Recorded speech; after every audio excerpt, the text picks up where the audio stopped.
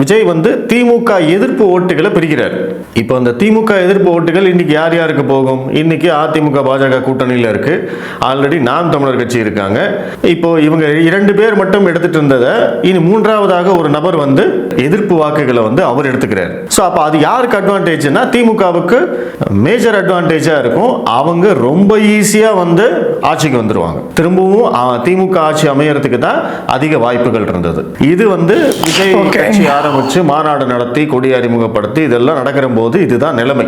அதனாலதான் ஆரம்ப கட்டத்தில் திமுக வந்து விஜயை பத்தி எதுவும் பேசவே இல்லை, அவங்க கண்டுக்கவே இல்லை. ஏன்னா விஜயுடைய வளர்ச்சி திமுகவை ஆட்சிக்கு கொண்டு வரும் அப்படிங்கிறது அவங்களுடைய கணக்கா இருந்தது. ஆனா அதற்கு பிறகு நடந்த அப்டேட்ஸ் என்னன்னு அப்படின்னு பாத்தீங்கன்னா, விஜய் வந்து யாருடைய ஓட்டுகளை பிரிப்பாரு அப்படிங்கிற ஒரு கேள்வி வந்தது. இப்போ விஜய் வந்து யாருடைய வாக்குகள் எடுக்கிறாரு அப்படின்னா, திமுகவிலிருந்தும் விஜய் வந்து வாக்குகளை பிரிக்கிறார். முக்கியமாக திமுகவுடைய எஃகு கோட்டையாக இருக்கக்கூடிய சிறுபான்மையினர் வாக்குகள் இருக்கு இல்லையா, கிறிஸ்தவர்கள், இஸ்லாமியர்கள், பிளஸ் வந்து சிறுபான்மை சமூகத்தை சேர்ந்த பட்டியலினத்தவர்கள், இவங்களுடைய வாக்குகளை கணிசமான அளவு விஜய் பிரிக்கிறார் அப்படிங்கிறது தான் வந்து லேட்டஸ்ட் அப்டேட். இந்த விஷயம் வந்து திமுகவுக்கு தெரிய வந்ததுக்கு அப்புறமா தான் அவங்க வந்து கொஞ்சம் பதட்டம் அடைகிறாங்க. ஓஹோ, விஜயோடைய வரவு நம்மளுக்கு வந்து பாதகமா முடியறதுக்கு கூட வாய்ப்பு இருக்கு.